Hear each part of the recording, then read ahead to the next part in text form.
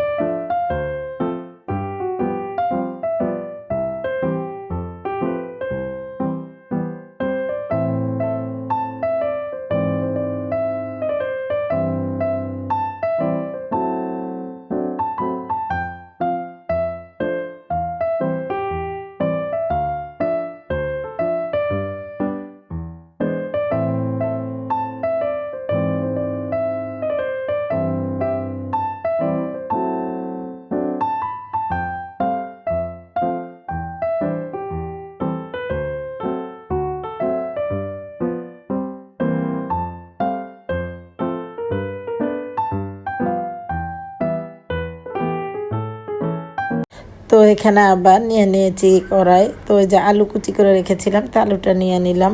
এখানে রান্না করবো মাছ তরকারিটা, ওই যে বড় মাছ দিয়ে চচ্চড়ি রান্না করে নেব, টমেটো আলু। তো এখানেও দিয়ে দেবো পরিমাণ মতো পেঁয়াজ, তারপরে কাঁচামরিচ, আদা রসুন বাটা। তো সব চচ্চড়িতে পেঁয়াজের পরিমাণ একটু বাড়িয়ে দিতে হয়। আর দিয়ে দেবো এখানে কাঁচামরিচের পরিমাণটা বেশি দিতে হয়। হলুদের গুঁড়া, মরিচের গুঁড়া পরিমাণ মতো করে দিয়ে, মরিচের গুঁড়াটা একটু কম দিলেই ভালো হয়, কারণ চচ্চড়িটা আবার বেশি লাল লাল হলে ভালো লাগে না, একটু হলুদ হলুদ হলে আমার কাছে ভালো লাগে। এবং চচ্চড়িতে কিন্তু এভাবেই খাওয়া হয়। তারপর আমার বাবার বাড়ি ফরিদপুর, ওখানে কিন্তু এভাবে খেতে দেখেছি। তো আমি আমার মার কাছ থেকে এভাবেই শিখেছি। তারপর আমার ভাইয়ের বউরা যে রান্না করে এভাবে, খুব মজা লাগে। তো তেল তেল দিয়ে দিতে হবে, দিয়ে ভালোভাবে হাত দিয়ে মেখে মেখে তারপরে মাছটা মিশিয়ে তারপরে একবারে বসিয়ে দেবো। সামান্য পানি, ওই যে বললাম বেশি পানি দেওয়া যায় না, কারণ সব আস্তে আস্তে থাকে, আবার সিদ্ধ হয়ে যায়। তো এই যে আমি কীভাবে রাঁধছি আপনাদের সাথে একটু শেয়ার করলাম। আসলে কি রেসিপি না, জাস্ট একটু শেয়ার করা আর কি।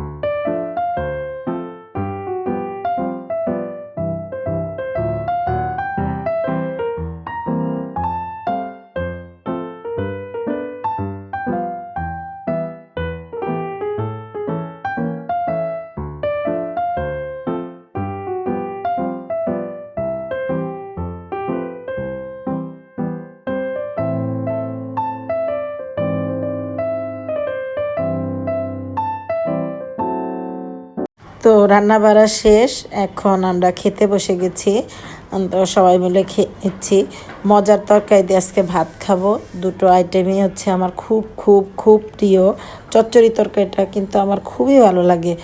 আর এটা হচ্ছে বলতে গেলে আমার বাবার বাড়ির খাবার। চাঁদপুরে অবশ্য এত বেশি কেউ চচ্চড়ি পছন্দ করে না, এখানে একদম ছোট মাছও ভেজে তারপরে একটু ঝোল ঝোল করে রান্না করে। তো চচ্চড়ি তরকারিটা আমার হাজব্যান্ডও তেমন একটা পছন্দ করে না, তো এই কারণে এই যে সামান্য একটু দেখেন একটু পানি রেখেছি, যদিও চচ্চড়ি রান্না করব ভেবেছি কিন্তু একটু পানি রেখেছি আমার হাজব্যান্ডের জন্য। তো এটার অবশ্য চচ্চড়ি বলে না, একটু মাখো মাখো আর কি বলে আর কি। যাই হোক, যেটাই হোক, পরে অবশ্য আমি এটা নিয়েছিলাম, এটা নিয়ে তারপরে একদম চচ্চড়ির মতো করে রান্না করে নিয়েছিলাম, রাতে খেয়েছি সেটা। এই যে দেখুন আজকে আমাদের দুপুরের আয়োজন, খেতে এত এত মজা হয়েছিল যে আমার এখন যে ভয়েস দিচ্ছি, খাওয়া কিন্তু হয়ে গেছে অলরেডি, মনে হচ্ছে যে আবার একটু খাই আবার একটু খাই, দেখে খুব লোভ লাগছিল। যাই হোক, পরে তৈরি করে আবার খাবো ইনশাল্লাহ, রিজিকের মালিক আল্লাহ।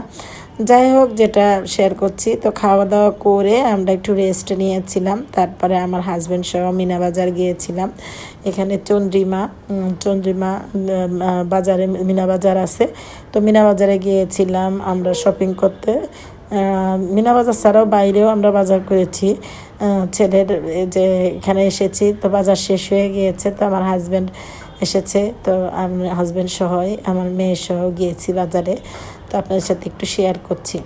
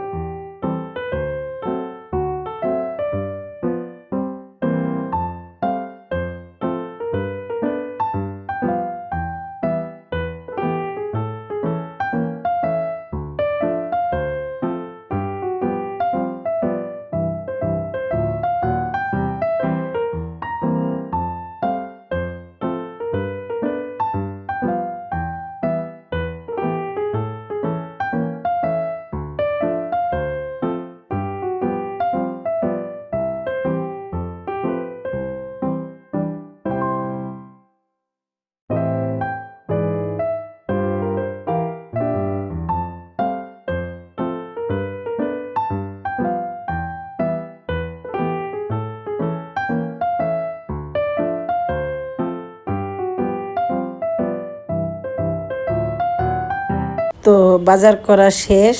আমার মেজো ছেলের জন্য একটু নাস্তা নিয়েছিলাম, চটপটির দোকানে যাওয়ার পর একটু পায়া দেখলাম, তো একটু ছবি তুলে মানে ভিডিও করে নিলাম। তো এই যে মিনা বাজারটা কিন্তু ভালোই লেগেছে। তো এখানে ভিডিও করা নিষেধ, তো প্রথমে ঢুকে আমি একটা ভিডিও করে নিয়েছিলাম, পরে শুনেছি ভিডিও করা নিষেধ, তো হালকা পাতলা ভিডিও করেছি। হাজব্যান্ড সহকারে বাজারে গিয়েছিলাম, খুব ভালো লেগেছিল। অনেক দিন পর ও এলো, প্রায় 15 দিন পর এলো আমাদের কাছে। তো সবাই মানে আমার ছেলে আমি আমার হাজব্যান্ড সহ বাইরে একটু ঘুরে আসলাম, মানে এক উসিলায় বাজারও করা হলো, তারপরে একটু ঘোরাও হলো আর কি, অনেক দিন পর। খুব ভালো লাগছিল। তো ভিডিওটা কেমন লাগলো, ভিডিওর এই পর্যন্ত এসে একটা লাইক চাচ্ছি। এই পর্যন্ত লাইক চাইনি, লাইকের পরিমাণ খুব কম, ভিউজের পরিমাণও অনেক কম আমার ভিডিওতে, যদিও যাক একটু তো আশা করতে পারি। আর আপনারাও একটু দিতেও তো পারে না লাইকটা, কারণ আপনারা দেখলে লাইকটা দিলে কিন্তু আপনাদের মানে কষ্ট হয় না, একটু আমার একটা উপকার হয়, একটা উপকার করলে কিন্তু আল্লাহ খুশি হয়। যাই হোক, এই যে মিনা বাজার থেকে বেরিয়ে গিয়েছে, এখন আমরা বাসার উদ্দেশ্যে রওনা দিব। আমার ভিডিওর সাথে কারা এখন পর্যন্ত আছেন জানি না, ভিডিওর এই প্রান্তে এসে প্লিজ একটা লাইক দিয়ে দিবেন। আর যারা নতুন আসছেন তারা আমার সাথে থাকবেন, একটা কমেন্টস করবেন সুন্দর করে, আমি কমেন্টস দেখে চলে যাব আপনাদের কাছে। তো আবারও বলছি, একটা লাইক দিয়ে দিবেন, একটা লাইক শেয়ারের কাজ করে। যারা নতুন আসছেন তারা আমার চ্যানেলটাকে সাবস্ক্রাইব করবেন, করে পাশে থেকে বেল আইকনটি প্রেস করে দিলে আমি যে ভিডিও আপলোড করি খুব সহজেই পেয়ে যাবেন, আর সময় করে দেখে নিতে পারবেন। ইনশাল্লাহ আমি আপনাদের কাছে চলে যাব। আর প্লিজ প্লিজ প্লিজ ফুল যে ওয়াচটা সেটা দিবেন, আমিও আপনাদের ফুল ওয়াচটাই দেবো ইনশাল্লাহ। সবাই ভালো থাকবেন, 5 ওয়াক্ত নামাজ পড়বেন, কোরআন শরীফ পড়বেন। আল্লাহ হাফেজ, আসসালামু আলাইকুম।